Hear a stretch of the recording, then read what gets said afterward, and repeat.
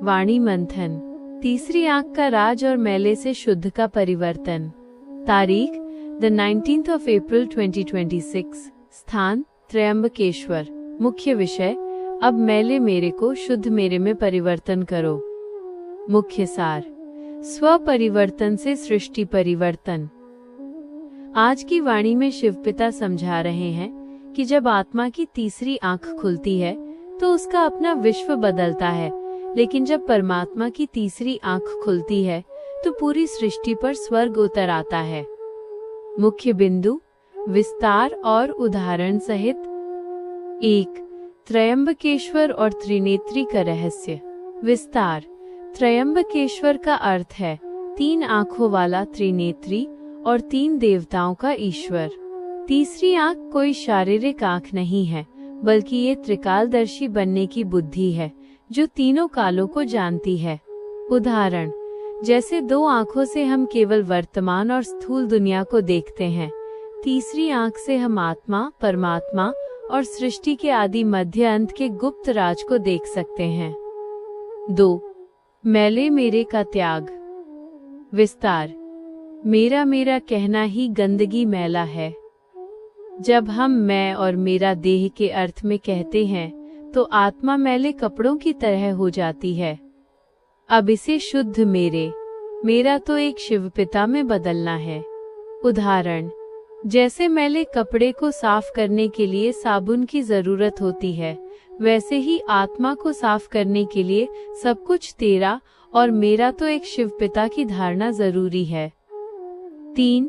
अचानक का समय और अंतिम तैयारी। विस्तार। परिवर्तन का समय अचानक आएगा। जैसे अचानक बिजली चली जाती है, वैसे ही शरीर छोड़ने का समय भी अचानक आ सकता है। उदाहरण, शिवपिता पूछते हैं कि यदि जीने के लिए केवल 2 दिन हो तो क्या करेंगे? सच्चे पुरुषार्थी उस समय सब कुछ भूलकर केवल याद में बैठेंगे। हमें हर पल ऐसी ही तैयारी रखनी है। 4. मिट्टी से सोना बनाने का पुरुषार्थ। विस्तार। परमात्मा हमें मिट्टी, देहाभिमान से उठाकर साफ करते हैं। सच्चा पुरुषार्थ वो है जिसमें हम अपनी सच्चाई को समझें और ईश्वरीय मिशन में सहयोगी बने। उदाहरण, जैसे एक जौहरी मिट्टी में दबे हीरे को साफ कर उसे कीमती बनाता है, वैसे ही शिवपिता हमें मनोविकारों के कचरे से निकालकर कंचन जैसा पावन बनाते हैं। आज का स्वमान और वरदान। आज का स्वमान। मैं मास्टर त्रिनेत्री, त्रिकालदर्शी और सर्व संबंधों से संपन्न बाप समान फरिश्ता हूँ। आज का वरदान, बाप समान फरिश्ता भव। विस्तार। फरिश्ता वो है जिसका केवल एक बाप के साथ सर्व रिश्ता हो। जहाँ सर्व संबंध एक बाप से जुड़ जाते हैं, वहाँ अन्य सभी सांसारिक संबंध निमित्त मात्र हो जाते हैं और आत्मा सदा खुशी में झूलती है। वाणी के आधार से योग कमेंट्री। त्र्यंबकेश्वर की पावन स्मृति में स्थित होकर अभ्यास करें। मैं एक दिव्य आत्मा हूँ, त्रिनेत्री, त्रिकालदर्शी।